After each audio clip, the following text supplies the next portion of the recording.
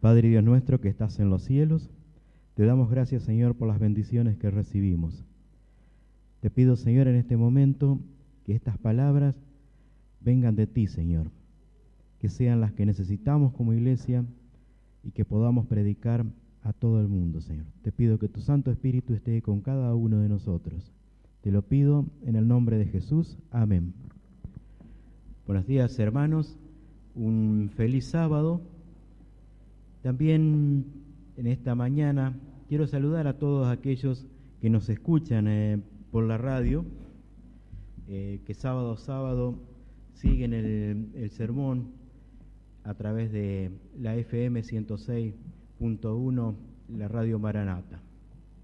También quiero enviarles un saludo muy especial a todos aquellos internos, en especial de la Unidad Penal 9, que el sábado pasado tuve el gusto de compartir con ellos en una ceremonia bautismal que 3 preciosas almas se entregaron al Señor, y así poco a poco se va formando un grupo. Alrededor de 25 o más internos estuvieron ahí presentes en esa ceremonia, escuchando y viendo el testimonio de sus compañeros que entregaban las almas a Cristo.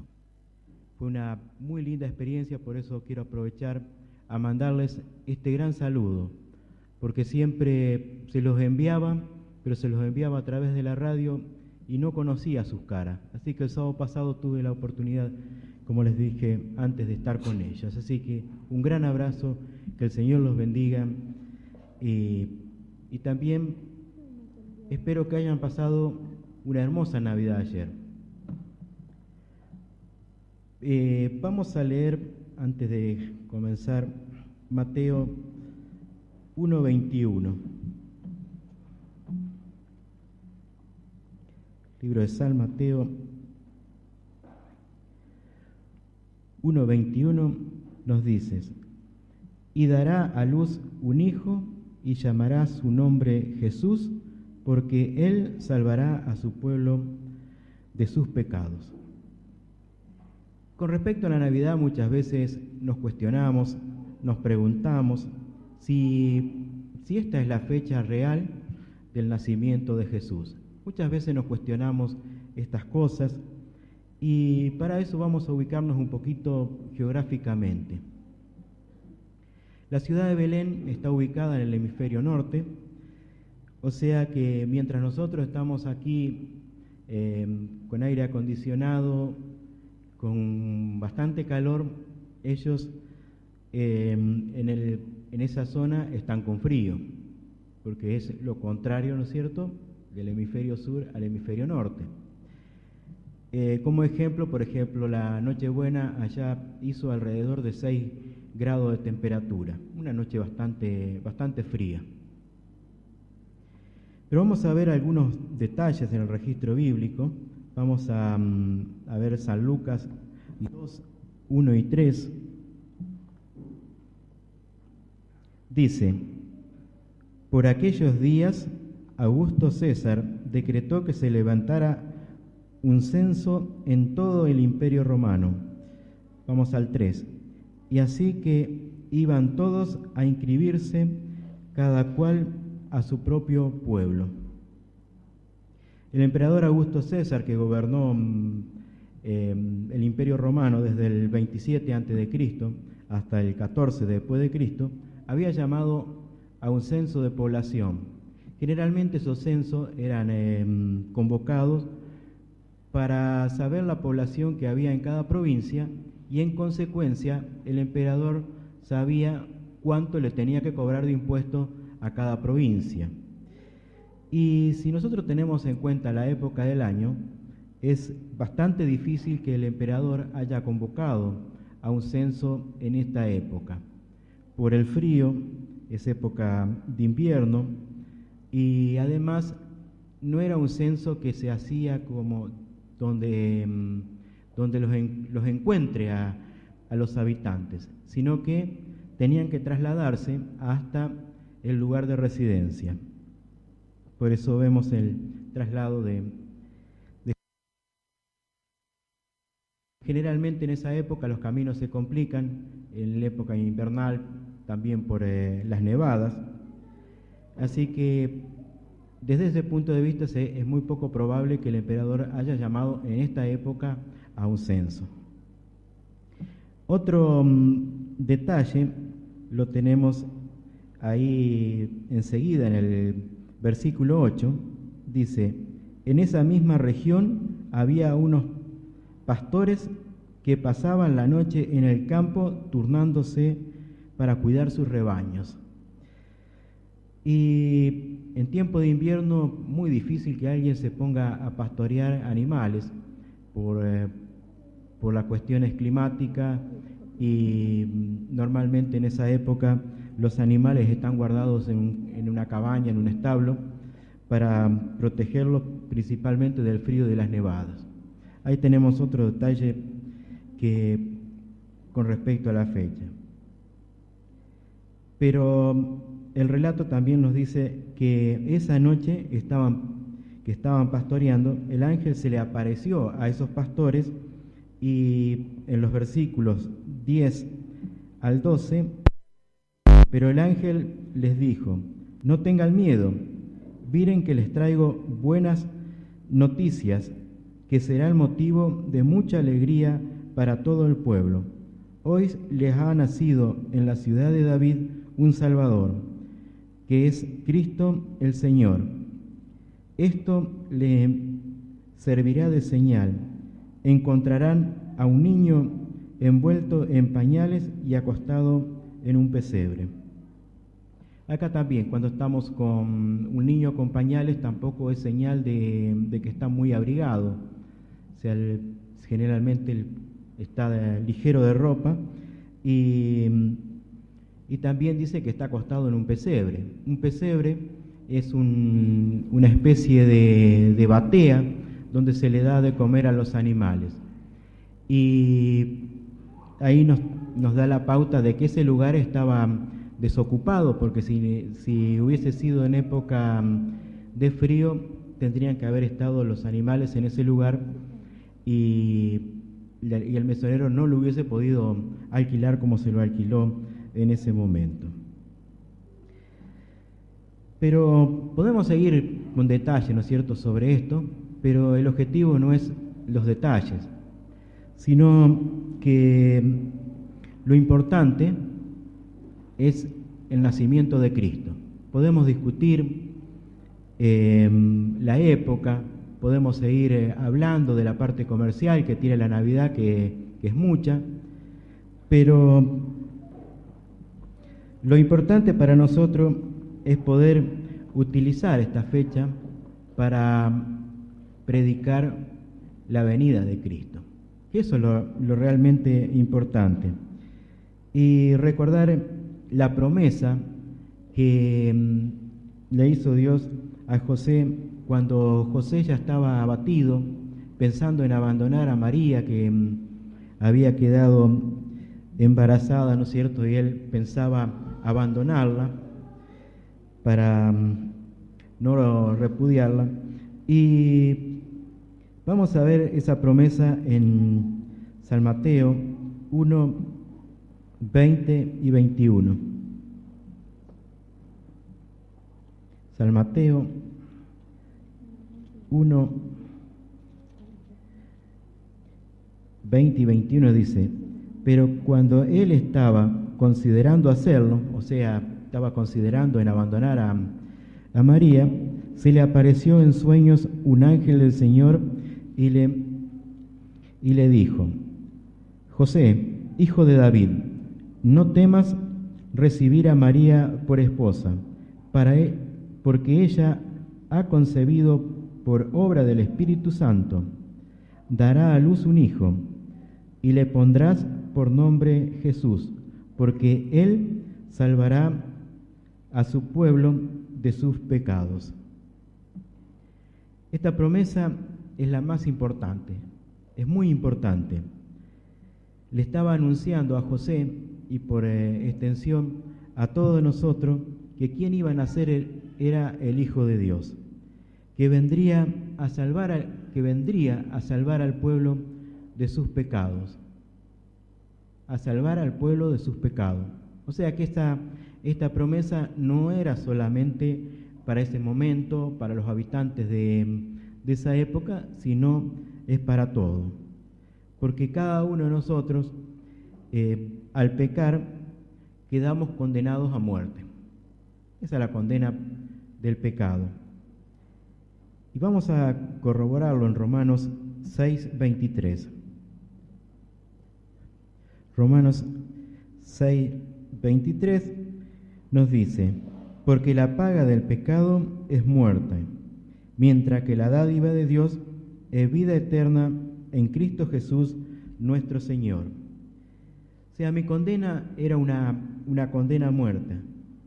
Pero bueno, aquí este versículo, por ahí nosotros decimos, pero ¿cómo? El versículo dice que la condena es muerte, pero por otro lado dice que tenemos vida eterna.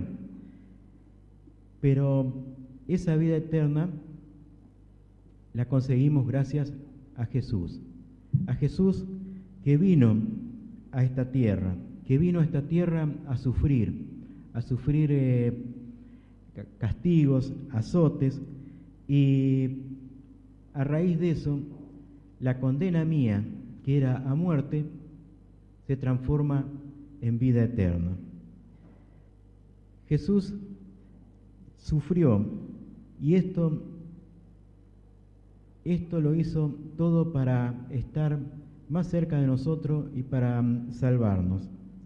Y esto creo que es lo importante en la Navidad, que tenemos un Salvador, que ese Salvador vino por primera vez a enfrentar dolores, a enfrentar las consecuencias que tendríamos que haber enfrentado nosotros como pecadores.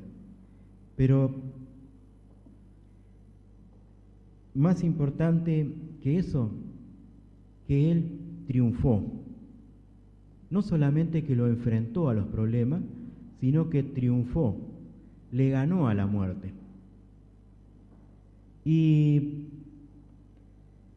para triunfar, para ganar a la muerte, podemos estar seguros que Él no lo hizo solo, porque Él era humano en ese momento.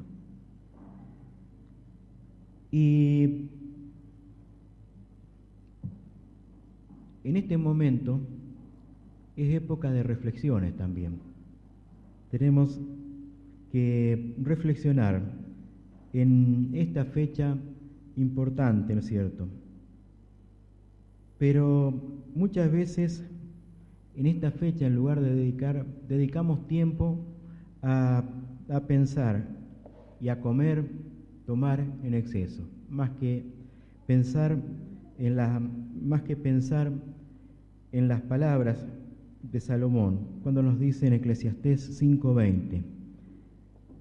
Eclesiastés 5:20.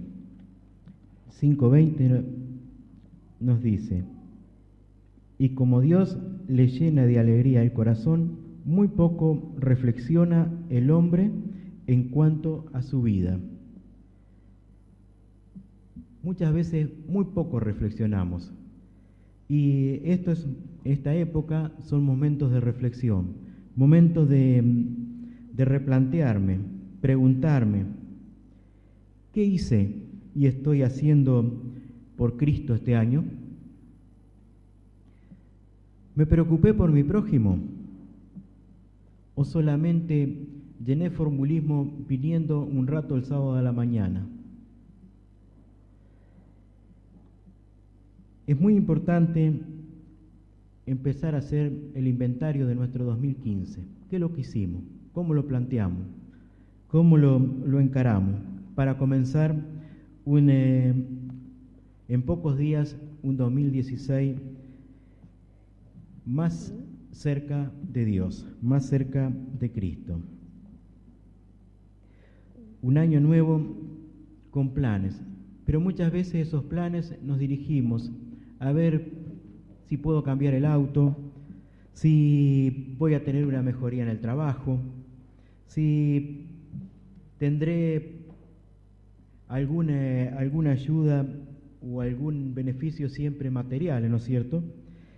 Pero yo pregunto, ¿hacemos los mismos planes para estar con Cristo?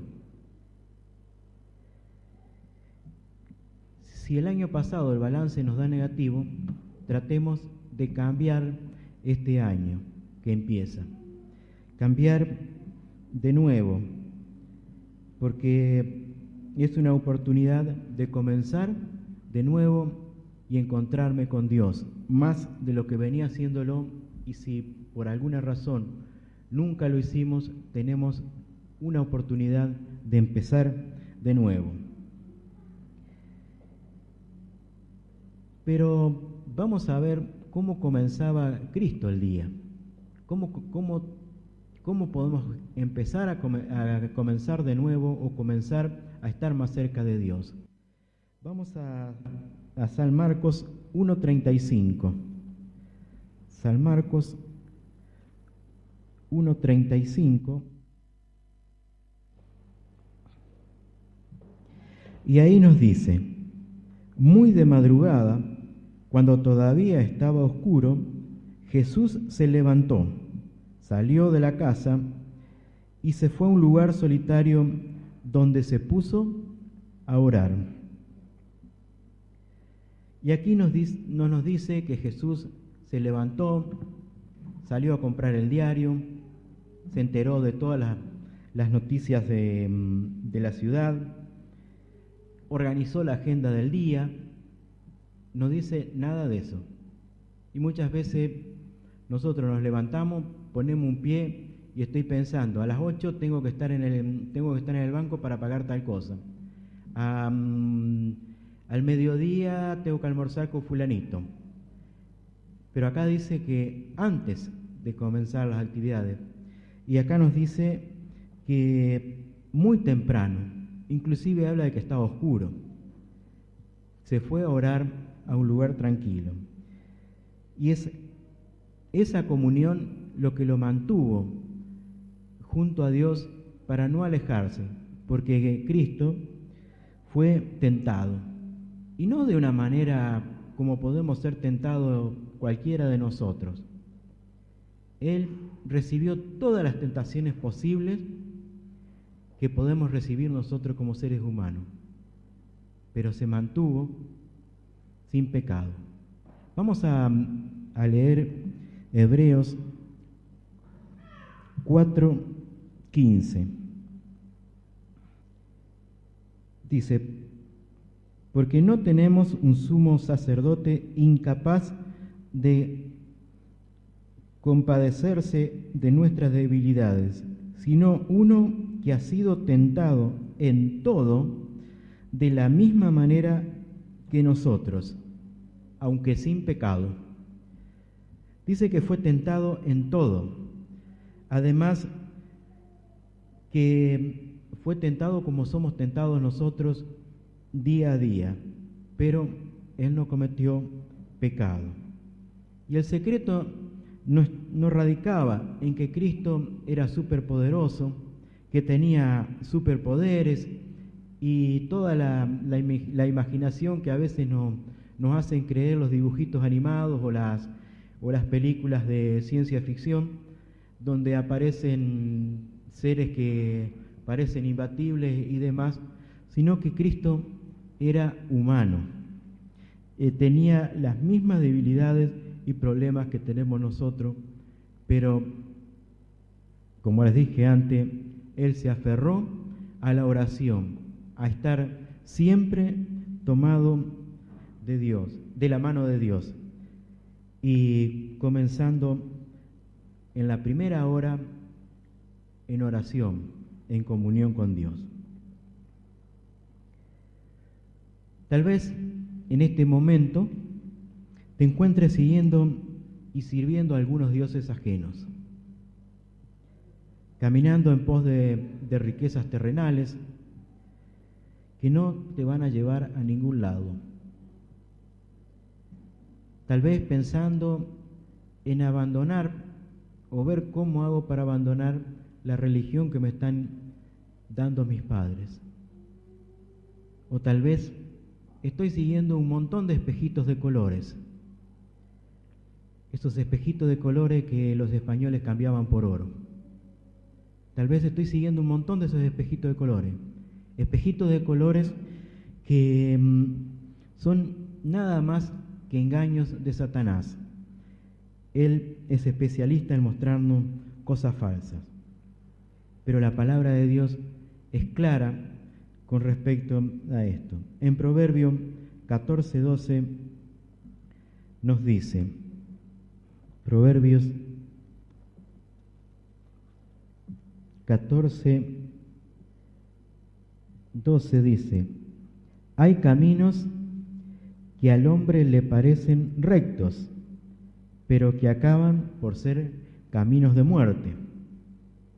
Muchas veces vemos caminos lindos, caminos que parecen recién asfaltados, sin ninguna ondulación y sin obstáculos ni problemas. Hermosos caminos.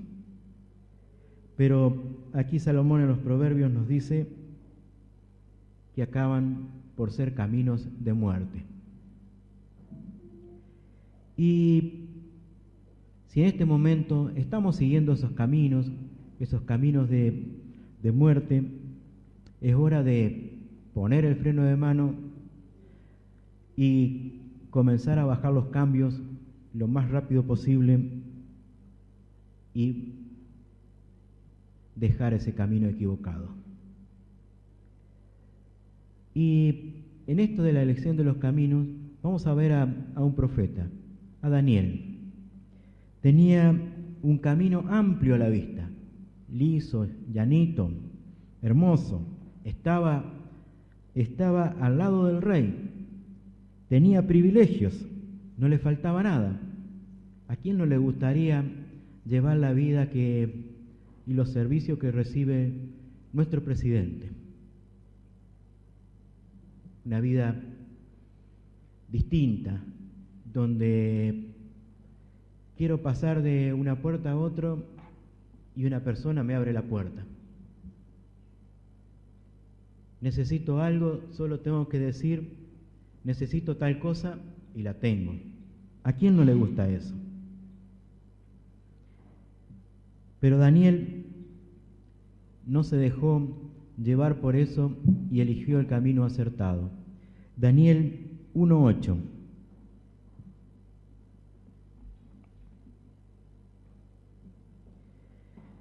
Daniel 1:8 nos dice, pero Daniel se propuso no contaminarse en la comida y el vino del rey, así que le pidió al jefe de oficiales que no lo obligara a contaminarse. Fíjense en que Daniel en ese momento era prisionero, había sido llevado a Babilonia. No estaba en el mejor terreno como para pedir cosas especiales. No tenía muchas prerrogativas, o sea, no podía pedir mucho porque estaba prisionero. Y cuando no se cumplía en esa época la orden del rey, y había un pequeño problema. Se pagaba muchas veces con la vida. Era condenado a muerte las personas. Pero él, a pesar de esa situación, él pidió no contaminarse. Y a veces tal vez uno hubiese dicho, pero bueno, yo como acá esta comida que me da el rey, está rica, es linda, tiene buen sabor. Total, cuando me dejen en libertad, y vuelvo de vuelta, dejo de comer esta comida y ahí sí como la comida que Dios me manda en la palabra, en su palabra. Hubiese sido lo más fácil, ¿no es cierto? Total, uno dice, es un tiempo, pero Daniel dice que no lo obliguen a contaminarse, le pidió. Así que, y eso en otra situación, más adelante también está en una situación más crítica. Vamos a pasar a Daniel 6:13.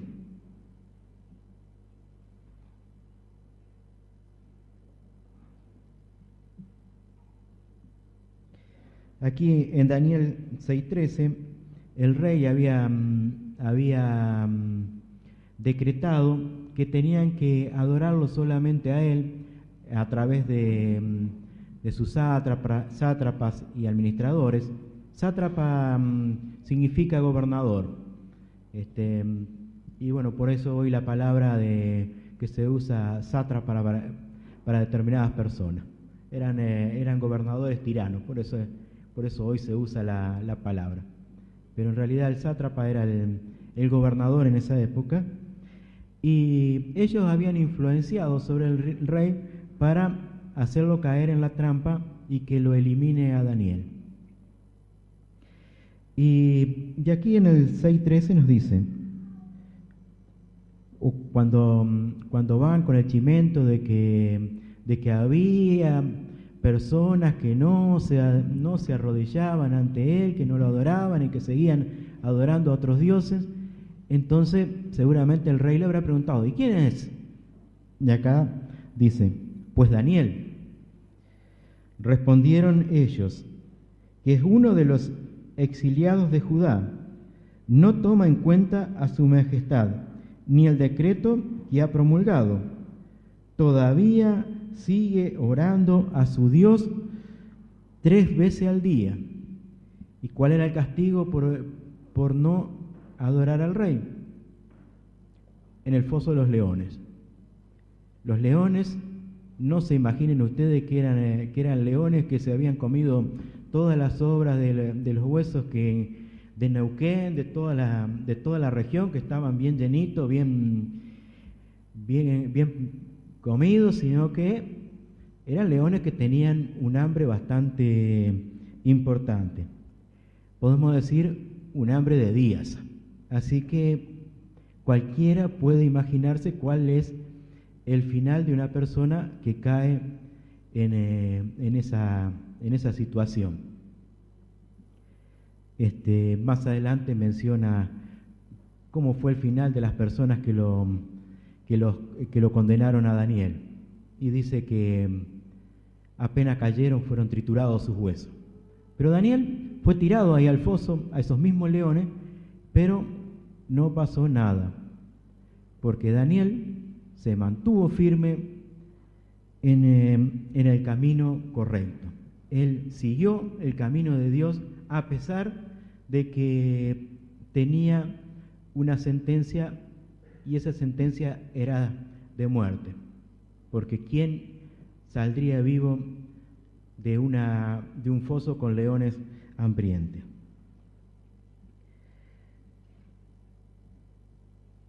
Pero también tenemos que identificar el camino verdadero. Vamos a San Mateo 7:14.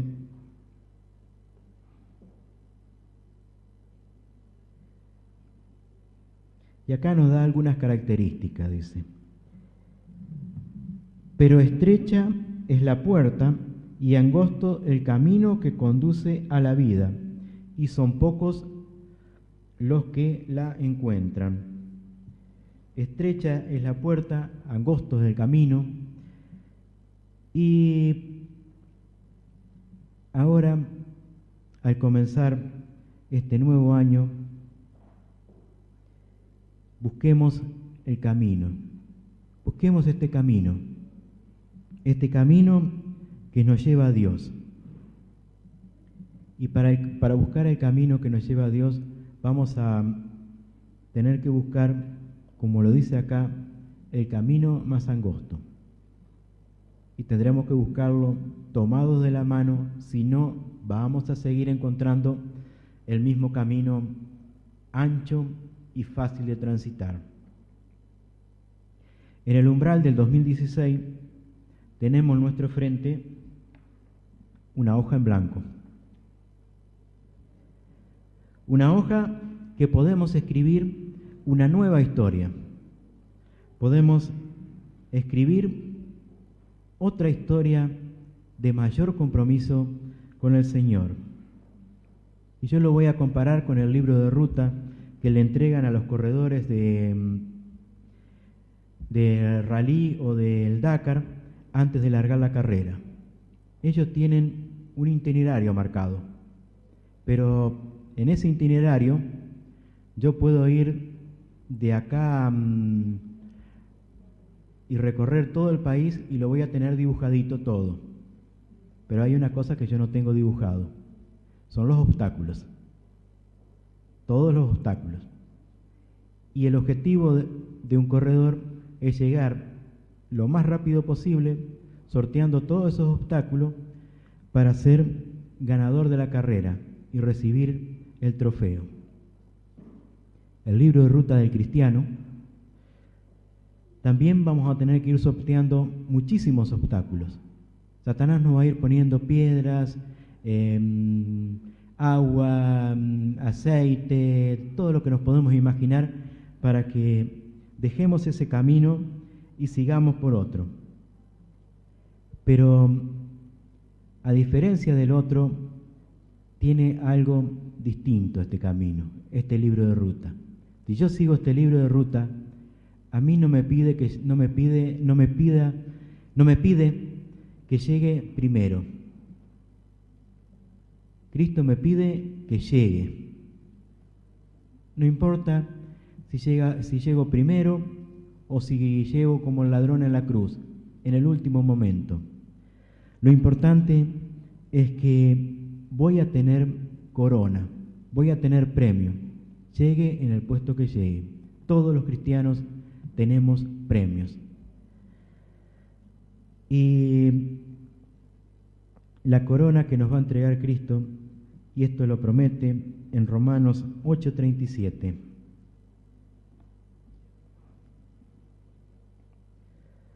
Romanos 8:37 dice: sin embargo, en todo estos somos más que vencedores por medio de aquel que nos amó. Y vaya si nos amó. Nos amó tanto que fue capaz de venir a este mundo, sufrir desprecios, castigos, heridas.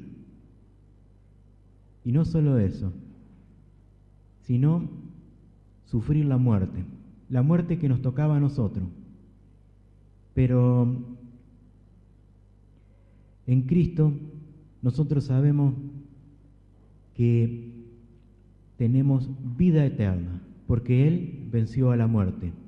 Él ya la venció y nos promete la vida eterna, y es por gracia. Él nos da esa vida eterna y nos regala. Hermanos, no dejemos de escribir nuestra hoja de ruta para este 2016, pero no olvides una cosa, de escribirla en todo momento tomado de la mano de Jesús. Y no solamente escribirla, sino durante el próximo año seguirla tomado de la mano de Dios, buscándolo día a día a Dios en esa primera hora, antes que todo. Que Dios los bendiga y esperemos que cuando lleguemos a fin del 2016 podamos decir: este año estuve mejor que el 2015 porque estuve más cerca de Cristo. Amén.